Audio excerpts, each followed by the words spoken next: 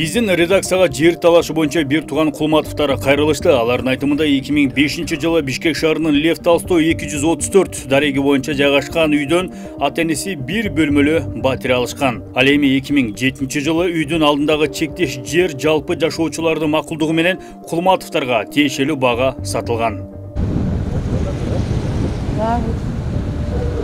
Бирок жерин саткан кошунасы Сергей Мельник үй бүлөсү менен бир канча жылдан бери алардын тынчын алып, жада калса опузалоо жолу менен жерди талашып келет. Сергей Мельниктин аялы Людмила Мельник жерди саткандыгы жана ошол кезде 1000 АКШ долларын алгандыгы тууралуу тил катта жазып берген. Жогорудагы дарек боюнча барып 234-үйдүн тургундары менен маектештик. 15 жылдан бери ал үйдө жашаган Людмила Устинованын айтымында, Людмила Мельниктин ийимди айдоочу болуп иштеген баласы бул жерди тартып алуу максатында көйгөй жаратууда. Алар үй бүлөсү менен өз билемдик кылып, өтүгүн төргөлүп, жашоочулардын ишкерлик кылып жаткан Кулматовдордун да тынчын алууда. Просто это нужно было сыну отобрать вот этот вот участок, и он занялся этой ерундой. Понимаешь? Вот это зло делают. Да, из-за этого идет спор, потому что сынок хочет. Да, Артур Сергеевич пристроился к милиции, кого-то там возил или что он там делал. Он на меня наставлял даже оружие вон с его окна. Вот так. За это у него оружие милиция забрала. Он еще алкоголик, наш пьяный, и ружье на людей наставляет. Это самоуправство тут процветает. И она врет, она такая выворотливая змея. 234-үйдүн дагы бир жашоочусу Алыбек Сейитмуратовдун айтымында Людмила Мельник турак жайдын жашоочуларынын шериктигин, башкача айтканда ТСЖ түзгөндө жашоочулардын колун жасалмалаган. Жергиликтүүлөрдүн ТСЖ тууралуу толук кандуу кабары деле жок. Жалпы колдонуудагы жердин кызыл китебин алууда үйдүн жашоочуларынын колдору жасалмалагандыгы үчүн 2017-жылы Лелин Рибиси Людмила Мельникке кылмыш ишин козгоп, 2 суткага камаган. Ал эле эмес, эсирип көпкөн Артур Мельник эски Сталинка үйдө жашаган кары картаңдарында жүрөгүн ишин алып бүткөн. Ага карата күч органдарына жазылган арыздардан майнап чыкпай келет. Ошол эле кадимки Устиновадан сурасаңыздар эле, башыдан сурасаңыздар эле, эч ким кол койгон эмес ал жерге. Ага. Ал өзүнчө эле жасап, өзүнчө эле түзүп алып, кызыл китепти мыйзамсыз алып алып, ошол иштерди кылып келип жүрөт да. Жалгыз эчки жашаган орус кемпирлерди Артур мас болуп келип канча жолу коркуткан, канча жолу мылтык такаган, баардык иштерин милицияга айтып жазганда да эч кандай ток чыккан эмес да. Адамдар айтты, бул Артурдун артында бир какой-то бир чоң кызматта иштеген бир адамдар бар.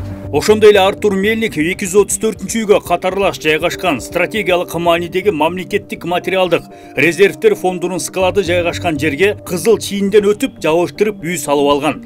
Ага ким уруксаат бергени белгисиз. Ошол жерде, например, бул матрезерв, мана кече пандемияда барып көрдүк, матрезерв канча тополоңдор болду. Ошондой жерлерге үйүн салып алган. Бул баягы кызыл, ал жерде фактически өзүнүн китеби документ эле жок деле экен. А бул баягы мыйзамсыз жасап алган кызыл китебинин негизинде да кызыл китепти домго жасаган. Баягы ушу Сталинкага жасагандан, а бул участка ага тиешеси деле жок. Бул участка негизи матрезервдин участкасы да. Ал эми үстүбүздөгү жылдын 2-августунда Мендер Кулматовго 234-үйдүн жанында кол салуу болуп, башына бир канча жолу каттуу сокку алган. Кулматовдордун жактоочусу Венера Уметованын айтымында күч органдары тарабынан беттештирүү жүргүзүлгөндөн кийин Сергей Мельник жана анын баласы Артур Мельник шектүү деп табылган. Кулматовдордун айтымында 4-сентябрда ата баланы Лелин Рибиси кармап, тиешелүү иш-чараларды жүргүзүп жатканда жогору жактан Артур Мельникти камабагыла деген көрсөтмө болгон. Ага ылайык Артур Мельник бошотулуп, атасы Сергей Мельник эле 48 саатка кармалган. Андан соң Лелин райондук соту бир айга убактылуу кармоочу жайга киргизүү боюнча чечим чыгарган. Я хочу подчеркнуть, что следователь, кроме ходатайства об избрании меры пресечения, обращается в суд о законности задержания.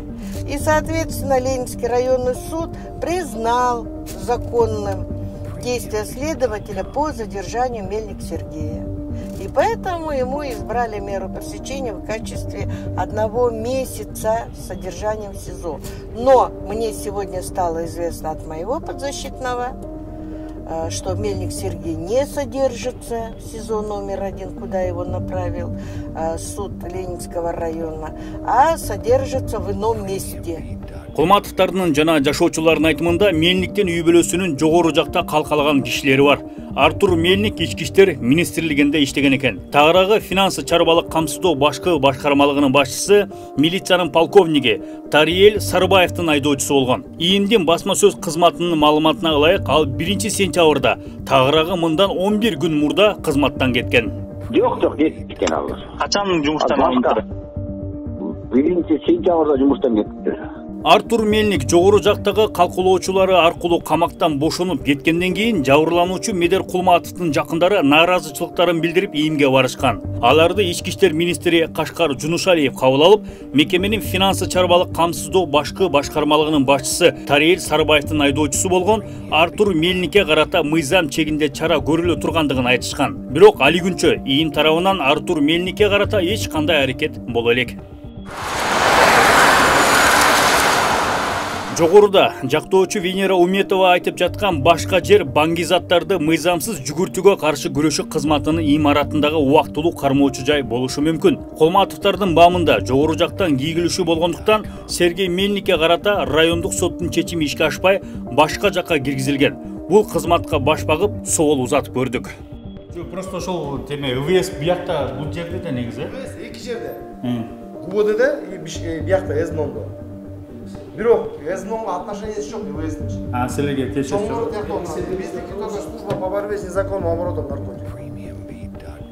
Кыска убакыттын ичинде жалпыга маалымдоо каражаттарына Людмила Мельник өзүн актап, күйөөсүн жабырлануучу катары көрсөткөн интервьюларды жарыялады. Президентке кайрылуу жасаганга да жетишкен. Ага ылайык Сергей Мельник ошол эле күнү аныда Нурлан аттуу Кулматовдун иниси балка менен башка чапканын билдирген. Эки тарапты беттештиргенде дал келбөөчүлүктөр ортого чыгып, бир топ суроолорду жаратты. Сергей Мельник утверждал, что и 2 числа, и в отношении него были совершены преступления, то есть ему также были причинены телесные повреждения. И он ссылался, что это младший совершил преступление младший брат Медера по имени Нурлан. Но при проведении очной ставки выяснилось, что младшего брата зовут не Нурлан, а Мирлан. И Мирлан в совершении, когда в отношении Сергея совершалось преступление, он находился в доме своего младшего братишки Улана. Сергей Мельниктин кайсыл убактылуу кармоочайга киргизилгенин тактоо жана ошондой эле Артур Мельникке карата кандай чаралар көрүлө тургандыгын билүү үчүн тиешелүү күч органдарына кайрылдык. Бирок азырынча толук жооп жок. Бул окуяга байланыштуу суроо жараткан жагдайлар арбын. Аларды териштирип, тактап, жакын арада жарыялаганга аракет кылабыз.